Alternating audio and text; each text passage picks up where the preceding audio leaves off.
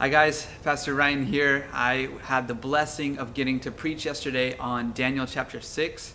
And there's something that I talked about in the sermon that wasn't the main focus, and it would have been nice to have just a little more time to talk about. So this is it. This is that couple minutes to talk about something that I said. You know, in the sermon yesterday, I said that for too many Christians, avoiding difficult situations has caused us to limit how we live for Christ so that we don't stand out too much. We're actually limiting our witness for Christ so that we don't look too different from everybody else. And you know, it's natural to want to avoid pain. Nobody wants to go through a difficult situation. Nobody wants to have a hard time. But we shouldn't be surprised when living for Christ is difficult at times. In fact, we should expect that.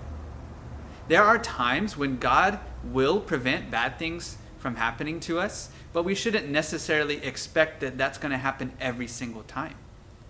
God doesn't always save us before bad things happen to us.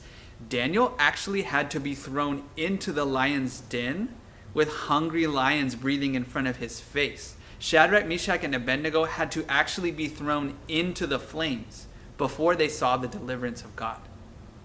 God delivered them in the middle of the danger, not right before it. Now, why would God do that? Is he just mean? Is he just trying to play games with our lives? No, of course not. God loves us, and he never leaves us, and he never forsakes us. And Jesus himself went through all of that pain and more for us. So when we face pushback and when we face painful situations because of our witness for Christ, we can actually rejoice knowing that God can use that temporary suffering for his glory. You know, in both Daniel chapter 3 and Daniel chapter 6, Shadrach, Meshach, and Abednego and Daniel, both of their examples led to the pagan king, either Nebuchadnezzar or Darius, making a worldwide proclamation that God is a God to be feared and worshipped. The attention of the entire world was pointed on our God because of what Daniel and his three friends went through. Let's stop limiting the impact of our lives just because it might be painful for a little bit.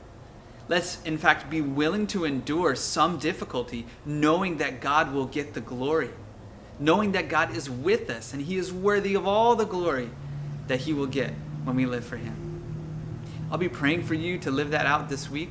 By the way, don't forget, join me in praying 3 times a day, every day, not just this week, but every day moving forward. But let's make it a real challenge and an effort this week. I'm praying for you and that as well.